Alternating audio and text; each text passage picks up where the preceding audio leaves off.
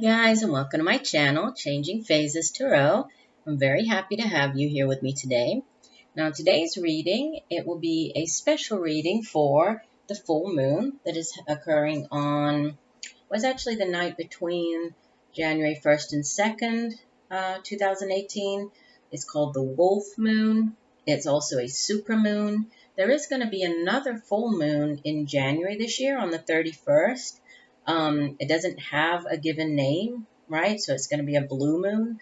But that will be coming up at the end of the month. But this first full moon happening between January 1st and 2nd, 2018, first full moon of the year, I'm doing the full moon spread, right? So I've been doing this for the past few months. And besides the spread, I also will be putting out a separate video that is for the free tarot reading giveaway. Okay, so at each full moon, I do a special reading like this one that you'll see, and it's just a full moon spread, and I'll go through the different meanings of the placements of the cards here in 1 second.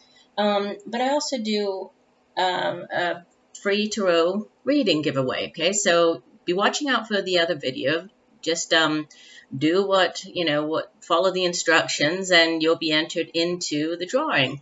And if you win the drawing, you will get a free 1-question reading from me. And the last few months, I've had some good feedback from the people who have had the readings with me. So be watching out for that. Okay, so let's take a look at our cards. I've already laid them out here, really just to try to save time. For this month, I'm using this beautiful deck. It's the Afro-Brazilian Tarot deck. I love the imagery. I'll go through the cards because I'll give you the traditional meaning for the card, and then I'll also explain, because there are different figures, since this has to do with Afro-Brazilian Santeria, and it has to do with the different saints. There are some different people, right? Some of the saints that appear on the cards, and there are also meanings that are different. So I'll give you those as we work through the reading. Okay, so beginning with the first card. So you'll see that it's sort of set out here. You have 3 cards on one side, 3 on the other, and then the card at the center is our lesson, right? Our lesson for this full moon. But we begin here with the first position, and this card is what we are releasing at this time, or things that we need to be letting go in our life at this time, at this full moon in January, at the beginning of January. And we have the 8 of Swords. Okay, so I'll show you all the cards, and then I'll go back through and give you the meanings, okay? In the retaining position, so this is what we need to hold close to ourselves. Okay, we have Major Arcana. Let me hold this up so you can see the card. It's a very beautiful card, right? And this is card number 18 of the Major Arcana. This is the Moon. Okay. What we have in the receiving position, we have card number 14 of the Major Arcana. Okay, so this would be Temperance. In the 4th position, so this would be in our surroundings, we have another Major Arcana. This would be number 2, the Empress, or the High Priestess. I'm sorry, the High Priestess, not the Empress. This is card number 2. Apologize. So the High Priestess. In the next position, so card number 5 is Giving. So what should we be giving to others now? And we have Major Arcana, number 20, Judgment.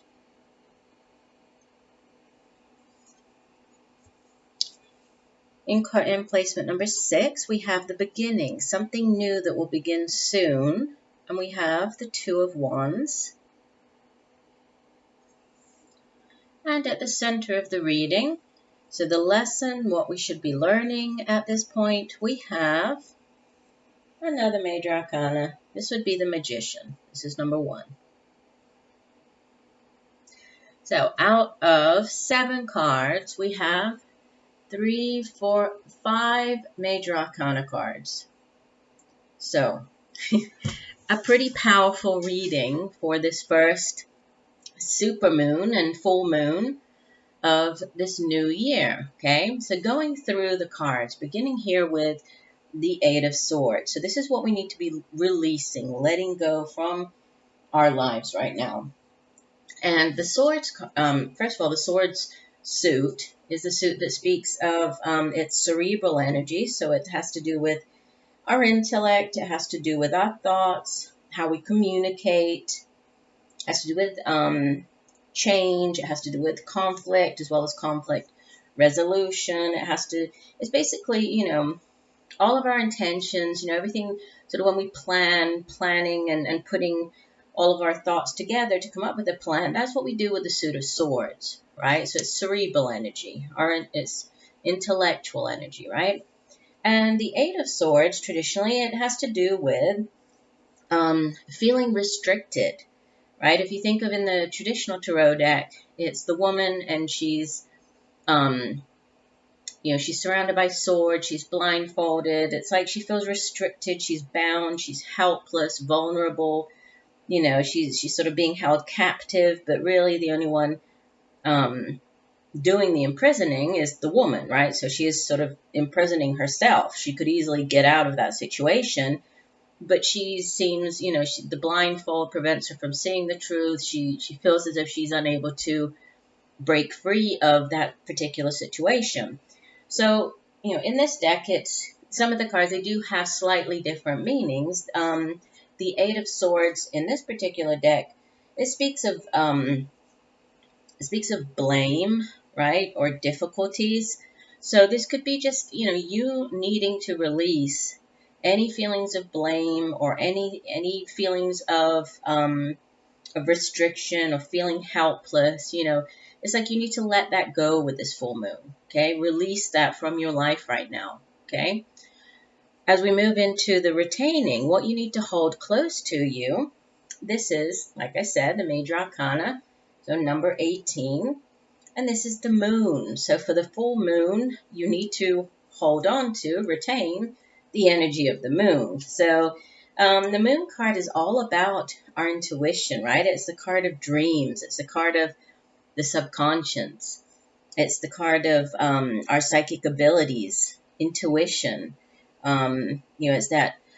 It's the card that really speaks of that very thin veil between, our realm, the physical realm, and the subconscious and these higher levels of enlightenment, right, of spiritual enlightenment. So there's something very powerful, and you see on the card here we have the beautiful full moon. Let me show you again the full moon in the background there. And this would, in the Brazilian Santeria, this would be Ewa, and she's the Orisha that has to do with purity, right? And also she speaks of mutability, intuition, right? So, and you see she's actually submerged, so she's here in the water, but basking in the beautiful glow of the moon here. So you're being asked to retain, hold on to something that has to do with, using your intuition. So there might be a situation that, in order to leave this, whatever this Eight of Swords is behind, you need to definitely tap into your psychic, any sort of messages that are coming through. And with the moon, this could be in your dreams. So again, I would say keep a dream journal. That might, so when you wake up, you can just sort of jot down any important ideas there. That might be something, speaking of retaining, something for you to retain for the entire year. Maybe there might be other important messages coming through as you go through the new year. So that you definitely need to retain and pay more attention to. This is an important card and in an important position here. Now, the receiving card, things that are coming into your life, again, you have another major arcana here. So this card speaks of, it's card number 14, and it speaks of, let me hold up so you can see him. So he is Oxumare in the Brazilian in the Brazilian Santeria, right? And Oshumare, he's the Orisha or the saint, right, of the rainbow. And so he speaks of life after death, continuation of life after death. He speaks of a reflection. He speaks of patience, right? Having patience, divine timing. So, what's coming in, things that are coming into your life has something to do with divine timing, and something that's divinely, might be arriving not in the time that you're planning, but actually in divine timing. And as we know, time is a human construct. And so many times we feel like, oh no, now's the right time for something, but it's not always the right time, right? There is a divine order to the things that happen in our lives. So this is all about keeping balance. It's about, and usually if you think of, I like that he's been used here, Oshumare, because he's actually, he's an androgynous figure, but he's the, the Orisha of the rainbow. And in the traditional deck, right, or on some of the decks that I use, the Temperance card has the woman sort of balancing out, like pouring water from one chalice into fire, from another. And it's all about maintaining balance. And when she does so with the right quantities and, the right amount of balance, then she's able to create a rainbow. And usually there's sort of a rainbow coming out of the cups. So it's all about finding that balance, and this is coming in for you here. So this is, so there's balance coming in. You're receiving something in divine timing, which leads us over to the surroundings on the other side, card number 4, right? Talking about how the world around you is affecting you. And we have the High Priestess. Okay, so this is another we have the High Priestess and the Magician. These are two extremely powerful cards. But anyway, so you have the High Priestess here as the surroundings, so how everything is affecting you. And she has another card very linked in with the Moon card over here. So there's a lot of, there's a lot of divine orchestration at play here. There's a lot of messages having to do with intuition and needing to use your intuition, right? Because the High Priestess is really all about mystery and the unconscious and, the divine realms, and using our intuition in order to gain a deeper understanding, in order to, gain or be able to sort of tap into this, the messages coming from the divine realms, from our higher self. So, and she also, usually she's standing, on this half crescent, right on this crescent moon. And so there's all this energy of moon and the High Priestess and intuition. So there's a lot of kind of repeated messages here, but very powerful messages coming through. And in this deck, the Orisha, the saint that's associated with the High Priestess, she's an older woman, right? She's called Nana Buruku. She's like the saint of rain. Sometimes she's associated with like deep waters as well. She's like the older, sort of one of the older figures, and she's all about cleaning. She protects women, right, during childbirth. She's a very mysterious woman. She also, obviously uses her intuition. So there might be something to do with dealing with women, or something to do with childbirth. But the main message with that card is intuition, and especially echoed over here with the Moon card. Moving on, we have in position 5, giving, what you need to give. I thought this was interesting. So we need to give judgment, right? This is what came up there. And the Judgment card, again, Major Arcana. What the Judgment card comes, it's number 20 of the Major Arcana. And we know that the Major Arcana ends with card number 21, which is the World card. World card is the culmination of the Fool's journey. And so card 20 comes one card before that. So it's all about this, there is a sense of forgiveness, atonement. It's also about an ending and some type of rebirth. So something from the past, needing to leave that behind, move forward.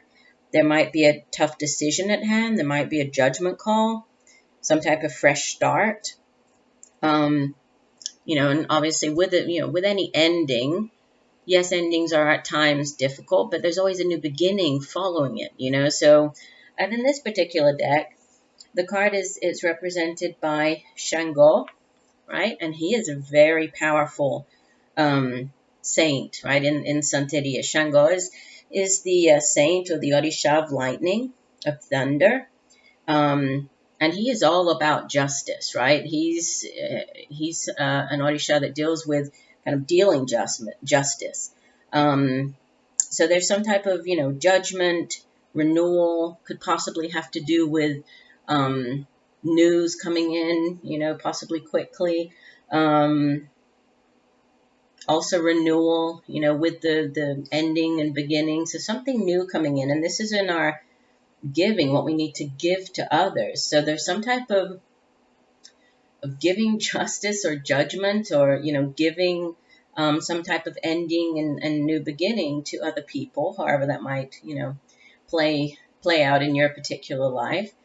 And then the beginning, what's going to be starting soon, is the Two of Wands. So the suit of Wands is about it's our day-to-day activities. It's sort of the work that we do. It's our creativity, our ambition, our drive. It's usually associated with the day-to-day activities. And then the Two of Wands has to do with making a decision, right? It's usually about, you think of, you're sort of standing there looking down two paths, trying to figure out which one is the best for you. It's all about you taking control of the situation, you taking things into your hands, right? Taking matters into your own hands and choosing one of the two paths. Obviously understanding that by choosing one, you are not choosing the other. So, you have to be courageous, take that initiative and go down the one path, understanding that you're leaving the other one behind, and just when you do so with conviction, do so knowing that, you believe, trust maybe in your intuition, but you're heading down the right path. Sometimes the Two of Wands can speak of partnership, collaborating with others, right? Some type of collaborative project, partnering up with people, right? If this is sort of in the work, career environment, it could also be that as well. But it's usually associated with choices and sometimes a difficult choice, and like the doubt that you might have as you make that choice, right? But it's important to know that whichever path you choose, that trust in your intuition, and that's the path for you, right? Whatever that gut feeling when you think, okay, I'm going down this one. If you get like excited feelings, and that's your trust in those feelings, right? Sometimes we get those feelings and we think, oh, that's just nothing, but it isn't. Listen to it. That's your intuition. That's those gut instincts. It's your intuition kicking in, saying, yes, that's the right thing for you to do. Which brings us to the lesson. What is your lesson? What should you be learning at this point? We have the Magician, right? We have this is the in this deck, he's called Babalao. He's the priest, right? In the Afro-Brazilian tradition, right? He would be the priest. And he uses this divination. Now, let me hold it up so you can see it. So what he's doing there, right? This divinatory cult, it's called Ifa. Okay, so what he does, he has this necklace. You'll see that there are these. He's putting it on this plate there. So it's a way of, it's kind of like, think of using runes, something like that. It's that type of divination. So he's the magician, and this is all about creativity. This is all about manifesting, right? Think about the magician. The magician has everything at his fingertips. And look at the card. I love this. You see the hand? It's like the hand of the universe, right? In this case, sort of the ancestors, the universe reaching out, putting their hand on his head, giving him all the information that he needs to be able to do read do the Ifa. So this is about you having everything. You have everything at your fingertips. You have everything you need to bring about whatever this, if this is this new change. There's a lot of, leaving this behind, whatever this guilt was here. And then the rest of it is all very powerful, moving forward, making decisions. And then with the, the number one card right here, the Magician, this is all about, will and power and determination, and really harnessing the power of the universe to manifest our dreams and our desires. So that's your lesson. What you should be learning is that you have everything you need to manifest and get where you want to get this year, achieve what you want to get, harness all this energy, around the full moon, set your intentions, do a ritual, and then just know that you are on the right path, right? And you have everything that you need to get there. So lots of powerful cards here. Pretty powerful message, actually, for the this full moon, this first full moon of the year. So very interesting. Okay, so I hope that the messages have helped you in some way. I do appreciate you watching the video, and I look forward to doing or to actually seeing your names appear for the drawing. I love doing the drawing, so please do like the other video and leave a comment for me, and that way you'll be entered in the reading drawing when I do that. Okay. All right. So I'm sending you all much peace, love, and light for this full moon, and also lots of wonderful wishes for a great month of January. Bye for now.